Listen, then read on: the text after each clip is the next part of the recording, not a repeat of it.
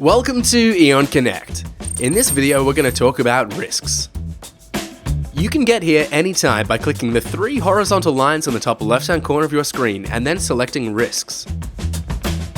You can also access risks by clicking on the Risks icon on the Project Details page. This is your risk screen. Here you can log risks and enter key variables like severity, risk name, type, team member assignment, risk probability, and expected resolution date.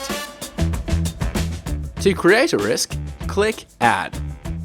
Here you can enter key variables like the risk name, the root cause, the team member assigned to the risk type, the start and expected resolution dates, status, risk probability, the severity of the risk, and a description if required.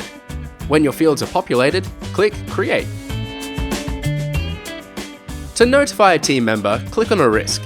Comment with your team member's name. You can attach a file if you like by clicking on the paperclip icon to add. Send the message by clicking the arrow symbol. The Options drop-down menu allows you to view closed risks, delete risks, or export your risks into a spreadsheet. But that's it for this tutorial. Thanks for watching. Eoiin Connect. Organize your projects, connect your team, manage your work, grow your business.